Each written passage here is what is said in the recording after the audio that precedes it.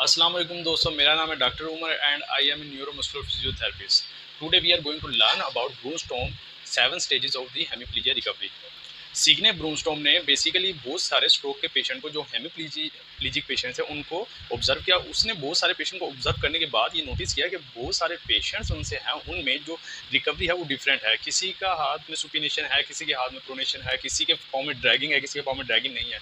तो उसने उन कंडीशंस के लिहाज से जो हेमिप्लीजिया रिकवरी है उसको 7 स्टेजेस में क्लासिफाई किया। पहली स्टेज में जो पेशेंट होता है वो हमारे पास टोटल फ्लैसिड पड़ा होता है। There is no tone at all, there is a complete areflexia. Deep tendon जो रिफ्लेक्सेस हैं वो हमारे पास एब्सेंट होते हैं। पेशेंट बहुत ज़्यादा कोशिश करने के बाद भी कोई वॉलंटरी मूवमेंट नहीं परफॉर्म कर सकता था। There is total एरिफ्लेक्सिया।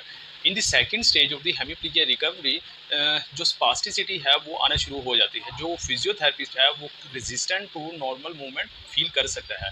पेशेंट जो सा है वो जो वॉलंटरी मूवमेंट है उसकी वो परफॉर्म कर सकता है।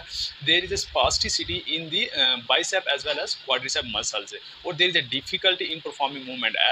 अगरचे के मूवमेंट उसमें आना शुरू हो जाता है, वॉलंटरी कंट्रोल उसमें आना शुरू हो जाता है, लेकिन थोड़ी डिफिकल्टी ड्यू टू स्पास्टिसिटी।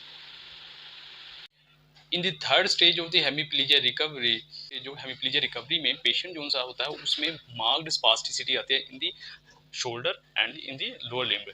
जो स्पास्टिसिटी होती है वो इतनी सीवियर होती है कि पेशेंट अपने वॉलंटरी कंट्रोल कर सकता है लेकिन उसकी रेंज ऑफ मोशन पूरी नहीं होती। In the fourth stage of the hemiplegia recovery, जो सिग्ने ब्रूनस्टॉर्म था उसने कहा था कि 3 कीवर्ड्स है जिसकी वजह से आप पहचान सकते हो पेशेंट फोर्थ स्टेज में है या नहीं है। नंबर 1 पे उसने कहा था कि पेशेंट को आप कहें कि वो अपना हाथ ऐसे बैक पे लेके जाए, तो वो अगर वो लेके जाता है और वो विद ईज है तो पेशेंट फोर्थ स्टेज में है।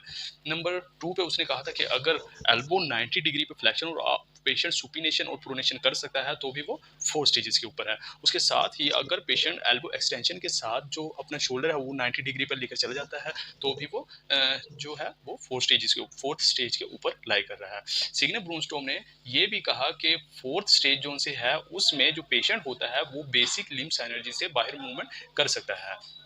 बस जो लोअर लिम्ब है उसमें जो हमारा पेशेंट है वो अगर जो अब उसकी नी है उसको 90 डिग्री तक फ्लेक्शन ले आता है सीटिंग के अंदर तो भी वो 4 स्टेज के अंदर लाई कर रहा है। एज वेल एज अगर 90 डिग्री नी फ्लेक्शन में ला कर जो हमारा एंकल है एंकल को अगर वो सुपिनेट कर लेता है तो भी हमारा वो 4 स्टेज के अंदर लाई कर रहा है। Next stage is 5th stage. 5th stage में बेसिकली जो पेशेंट होता है वो जो उसकी जो एल्बो है वो स्ट्रेट करके एक्सटेंडेड करके अगर वो 90 डिग्री तक से 180 डिग्री तक ले जाता है तो वो हमारे पास 5th स्टेज के अंदर है।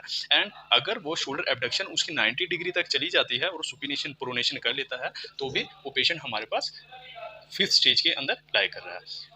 इन द लोअर लिम्ब में जब कोई patient sitting as well as standing position में अगर वो जो नी है उसको 90 डिग्री तक ले जाता है while the hip is in extension तो भी पेशेंट हमारा 5th स्टेज के अंदर लाई कर रहा है। 5 के अंदर जो पेशेंट की जो स्पास्टिसिटी होती है वो डिक्लाइन होना शुरू हो जाती है और ऑलमोस्ट वो ख़त्म होने शुरू हो जाती है। 6 स्टेज के अंदर जो पेशेंट है वो हमारे उसमें जो स्पास्टिसिटी होती है वो बिल्कुल नॉर्मलाइज हो जाती है, डिसअपियर हो जाती है और पेशेंट में इंडिविजुअल जॉइंट कंट्रोल आ जाता है।